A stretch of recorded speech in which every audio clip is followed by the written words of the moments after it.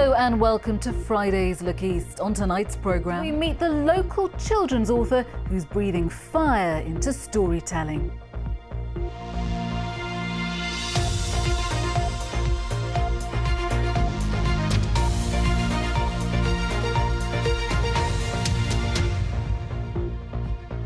Now, almost a year ago, the Cambridgeshire author Andi Shepherd came into our studios to talk about her series of books about the boy who grew dragons. But it's all about to come to an end with the final book. She spent much of the lockdown reading to school children virtually and helping schools.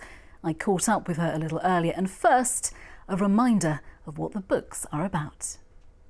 Well, my story is all about a little boy called Thomas who discovers a secret, and that secret is that not all dragons come from eggs. Some of them grow on trees, a very special tree called a dragon fruit tree. And he finds one of these trees at the bottom of his granddad's garden.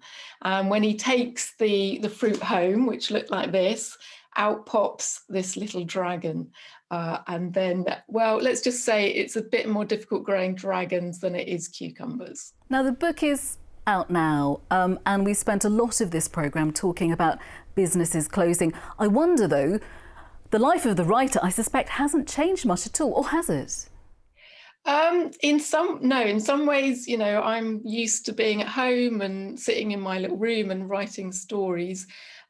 In other ways, it has changed because a lot more has actually opened up online. So I'm able to do virtual visits and talk to people online. And so in that way, I think it has changed this year. I think more writers are finding the delights of the virtual world. Now, it is a children's book, but it's one of those books that appeals to families as well. It is a book that has a family at heart. And I guess, again, given what's happened over the last few months, how much has that fed into the storytelling?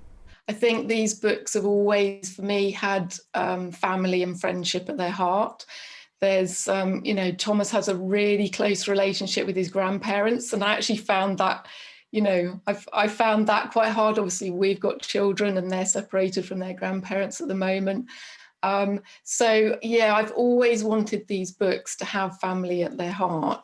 And also that idea of being able to just walk out your front door and find magic right on your doorstep. I believe this is the final book in the series. How do you feel about that? This is the fifth book in the series. I've had so much fun writing this whole series, and I had no idea when I started this little story that it would turn into a 5-book series, but I'm thrilled it has, because I've been able to develop it over that time. So it's been very satisfying bringing it all together in this final story. Andi Shepherd there. Now, it was a bitterly cold last